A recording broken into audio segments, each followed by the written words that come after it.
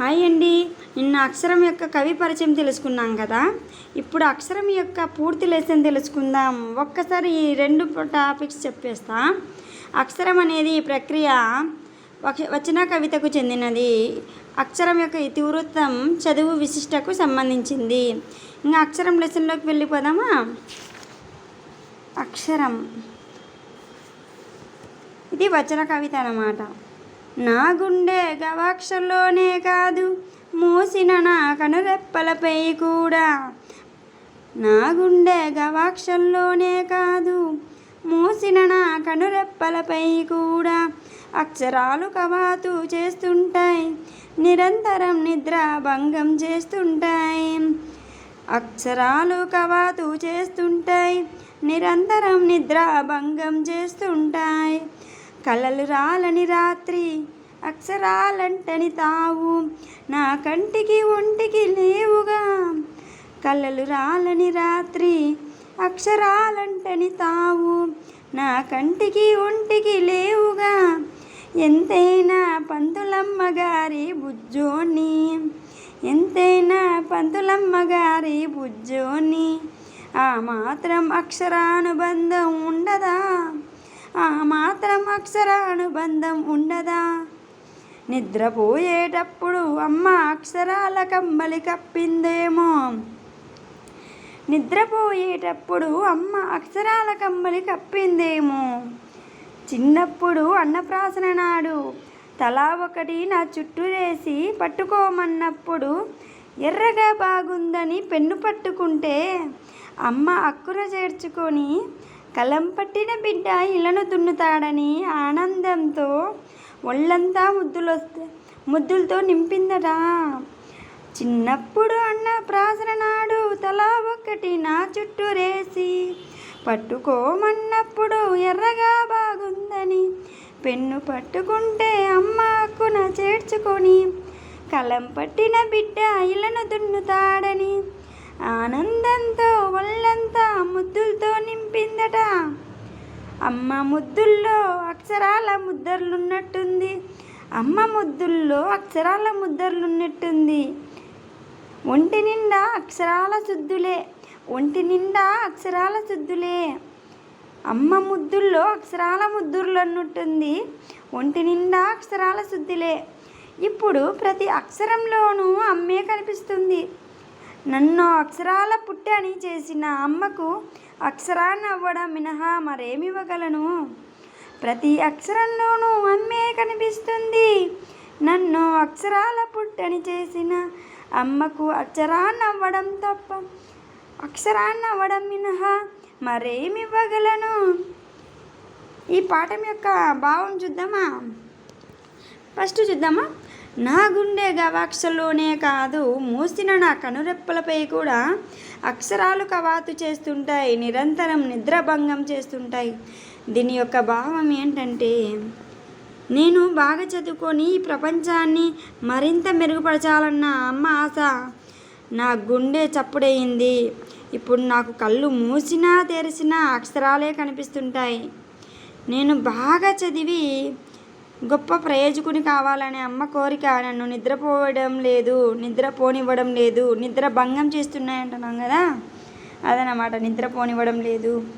కళ్ళలు రాలని రాత్రి అక్షరాలంటని తావు, నా కంటికి ఒంటికి లేవుగా. ఎంతైనా అంటే నేను ఇది ఎంత ప్రయోజనం కావాలని అమ్మ కోరిక నన్ను నిద్రపోనివ్వడం లేదు. అమ్మ అసలు నన్ను ఒళ్ళంతా కళ్ళు చేసుకుని శ్రద్ధగా చదువుకునేలా చేశాయి.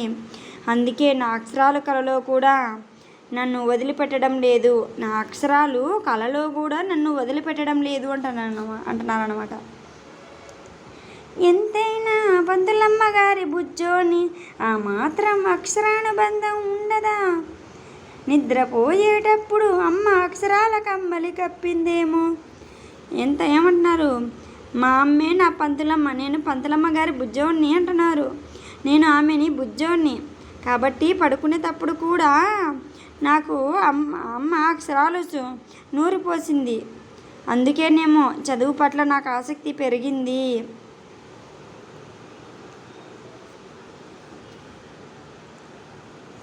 చిన్నప్పుడు అన్నప్రాసన నాడు తలా ఒకటి నా చుట్టూ వేసి పట్టుకోమన్నప్పుడు ఎర్రగా బాగుందని పెన్ను పట్టుకుంటే అమ్మ హక్కున చేర్చుకొని కలం పట్టిన బిడ్డ ఇళ్ళను దున్నుతాడని ఆనందంతో ఒళ్ళంతా ముద్దులతో నింపిందట.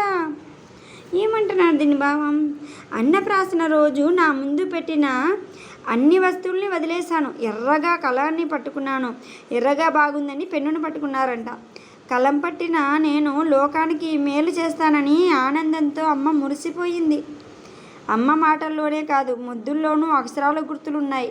అందుకే నేను అమ్మని ప్రేమించినంతగా అక్షరాన్ని ప్రేమిస్తాను. ఇదే ఉంది. అమ్మ ముద్దుల్లో అక్షరాల ముద్దలు ఉన్నట్టుంది. ఒంటి నిండా అక్షరాల శుద్ధిలే. ఇప్పుడు ప్రతి అక్షరంలోనూ అమ్మే కనిపిస్తుంది. నన్ను అక్షరాల పుట్టెని చేసిన అమ్మకు అక్షరాన్ని అవ్వడం మినహా మరేమి ఇవ్వగలను అంటున్నారు. దీని భావం చూడు, ఇదే ఇప్పుడు చెప్పిన ఒకటి. అమ్మ మాటల్లోనే కాదు, ముద్దుల్లోనూ అక్షరాల గుర్తులు ఉన్నాయి.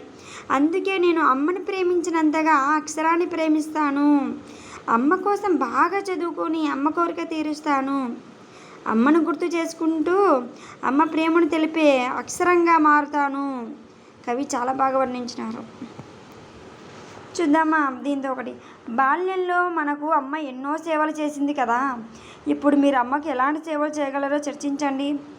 ఈ కాలంలో చాలామంది అమ్మ వాళ్ళని అంటే కొద్దిగా వయసు అయిపోగానే వృద్ధాశ్రమంలో చేర్చడం జరిగింది. ఇది ఇట్లా చేయడం చాలా తప్పు. తను మనల్ని చిన్నప్పుడు బాగా పెంచినారు. అట్లాంటి వాళ్ళని వృద్ధాశ్రమంలో వేయకూడదు. మనమే అమ్మకు సేవ చేసి బాగా చూసుకోవాలి. ఇంకా చూద్దాం, పై పదజాలం చూద్దాం ఏమేమి ఉన్నాయో. ఇక్కడ చూడు, గవాక్షం. గవాక్షం అంటే ఏంది చూడండి. గవాక్షం అంటే కిటికీ అన్నమాట. దీనికి అర్థాలు, ఈ పదాలకు అర్థాలు ఏంటో చూద్దాం. గవాక్షం అంటే కిటికీ. తావు. తావు అంటే స్థానం అన్నమాట. తావు అంటే స్థానం. అదే తనువు అని ఉందనుకో, తనువు అంటే శరీరం అన్నమాట. తావు అంటే స్థానం. గుండెకి యొక్క హృదయం. గుండెకి ఏంది అర్థం? హృదయం అన్నమాట. ఇలా అంటే నేల. ఇలా అంటే నేల అన్నమాట. చిన్న పదాలకు సమానార్థ పదాలు, పర్యాయ పదాలు రాయండి అంటున్నారు. ఇక్కడ చూడండి, శరీర శుభ్రతను పాటించాలి, తనువును ఆరోగ్యంగా ఉంచుకోవాలి. ఇక్కడ శరీరం, తనువు అని ఉంది అనమాట. కాయం అంటే శరీరం, తనువు అని అర్థం. నేత్రాలను సురక్షితంగా ఉంచుకోవాలి, నయనాలు లేనిదే లోకాన్ని చూడలేము. ఇక్కడ నేత్రాలు, నయనాలు అనేది పర్యాయ పదాలు. కన్ను అంటే నేత్రం, నయనం. అమ్మను మించిన దైవం లేదు, మాతను పూజించాలి. ఇక్కడ అమ్మ, మాత అనేది పర్యాయ పదాలు. తల్లి అంటే అమ్మ, మాత అనే పర్యాయ పదాలు వస్తాయన్నమాట.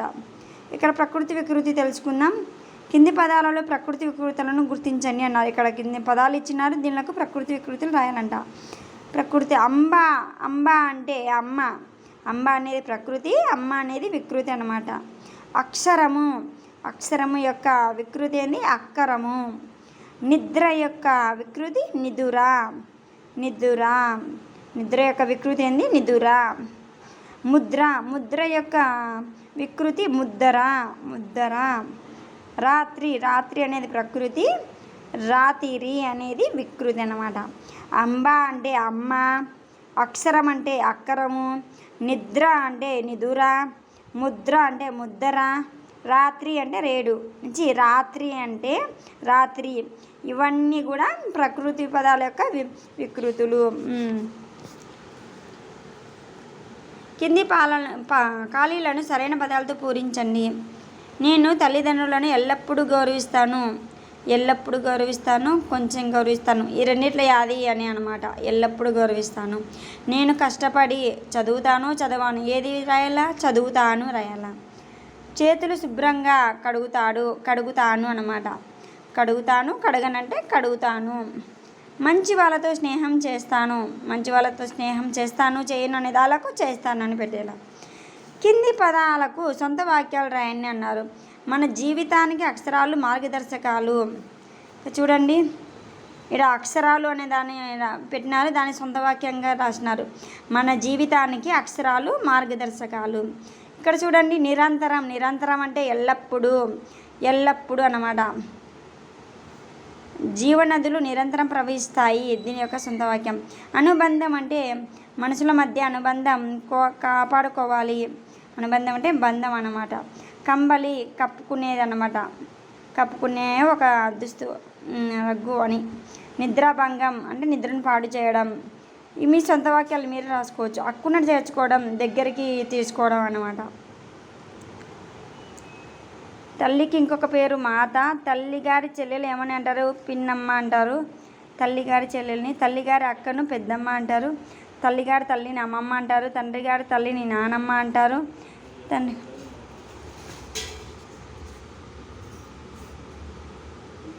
ప్రేమించమన్న ఇవి చూడండి, సందులు అనమాట. ప్రేమించమన్న దాన్ని ప్రేమించు ప్లస్ అన్న అని రాయాల.